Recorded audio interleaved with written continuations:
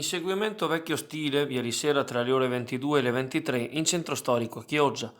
Uno scooter Gilera con due giovani a bordo non si è fermato al controllo della Polizia di Stato, tirando diritto da Corso del Popolo e imboccando Calle del Duomo in contromano.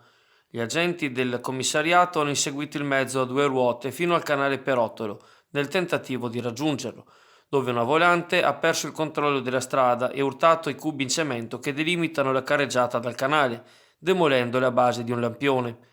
Le due persone a bordo dello scooter sono riuscite a fuggire. Nel caso venissero identificate, saranno soggette a pesanti incombenze penali. A supporto della polizia sono intervenuti anche i carabinieri.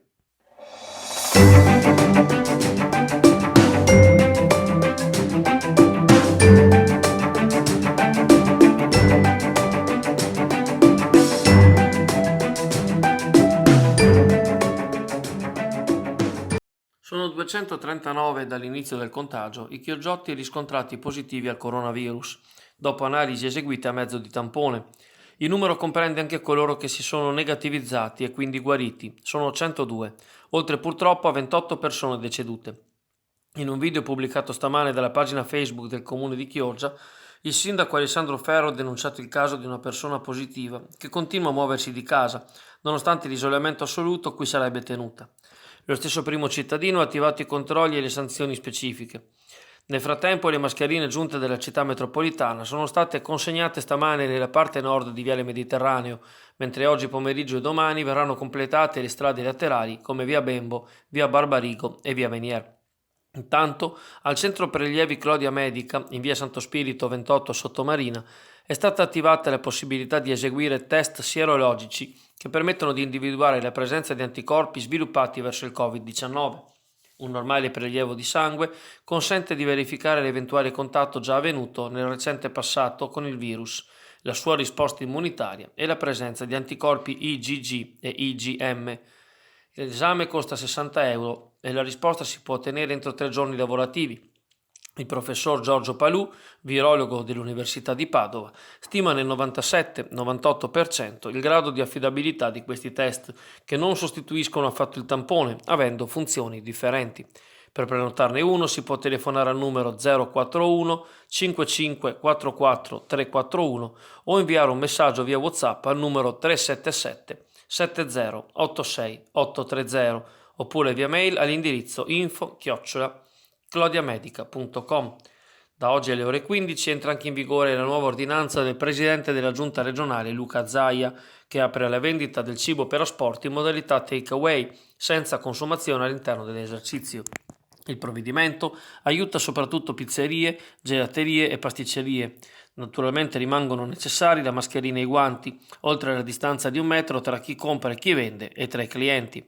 Viene anche eliminato il limite dei 2 giorni alla settimana per le librerie, le cartolerie e i negozi di abbigliamento per bambini.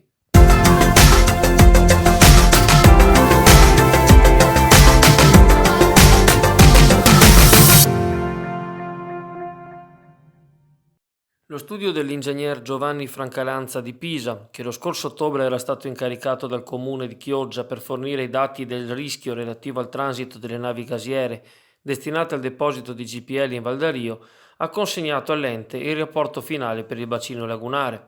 Spiega il vice sindaco e assessore all'ambiente Marco Veronese che lo studio è fondato su modelli matematici e ha utilizzato gli strumenti tipici dell'analisi di rischio d'area, i quali ricompongono gli scenari incidentali identificati e valutati nelle analisi delle singole sorgenti di rischio, in modo da esprimere quantitativamente il rischio complessivo in termini di rischio locale nel territorio o di rischio sociale per la popolazione.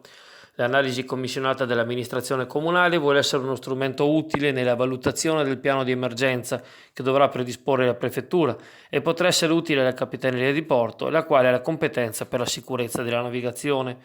Inoltre, prosegue il vice sindaco, essa sarà uno studio alternativo a quanto presentato dall'impresa Costa Bioenergie a tutti gli enti coinvolti per la costruzione del deposito. Dalle analisi è emerso, continua Veronese, che il rischio sociale dovuto alla numerosa presenza di abitanti nelle aree di transito delle navi gasiere è considerato inaccettabile. I trasporti costituiscono la sorgente di rischio che ha maggiore incidenza. Per quanto riguarda il rischio locale individuale, lo studio ha evidenziato criticità per quanto riguarda la possibilità di incaglio, dovuta alla profondità contenuta e non uniforme dei fondali ed alla difficoltà di manovra delle navi gasiere, dovute alle dimensioni del canale lombardo esterno. Vengono ricordati casi recenti di incaglio di navi di grandi dimensioni nell'area portuale di Chioggia, come nel luglio 2019 per una nave mercantile, le cui operazioni di recupero non sono state semplici e si sono protratte per più giorni.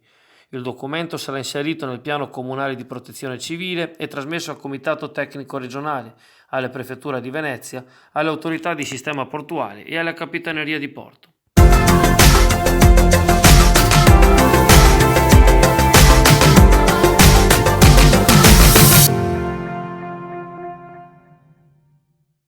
La segretaria del Partito Democratico di Chioggia, Barbara Penzo, chiede all'amministrazione comunale l'impegno a concordare con Vela la riapertura dei 2 sportelli Hello Venezia di Vigo, in corrispondenza dell'imbarcadero ACTV, e di Viale Brescia a Sottomarina, considerando il gran numero di pendolari che necessita del servizio. Penzo considera anche che lo sportello di Sottomarina funge da agenzia, non limitandosi alla vendita dei titoli di viaggio, ma eseguendo anche le pratiche connesse all'emissione delle tessere, al pagamento delle sanzioni, alla rateizzazione, oltre a servire i biglietti di Bus Italia verso Padova. Attualmente Vela sta allestendo l'apertura di Viale Brescia, garantendo l'apertura dalle ore 9 alle 16 fino al prossimo 1 giugno. Secondo la consigliera democratica sarebbe opportuno potenziare la disponibilità all'apertura a partire dalle ore 7 fino alle 18.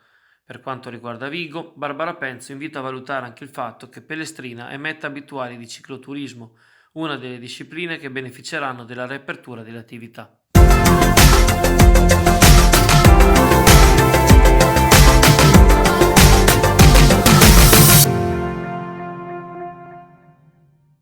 Le cooperative sociali Titoli Minori di Chioggia, Goccia e Peter Pan del Polesine hanno organizzato 4 appuntamenti gratuiti online per sostenere i genitori alle prese con le conseguenze educative del lockdown.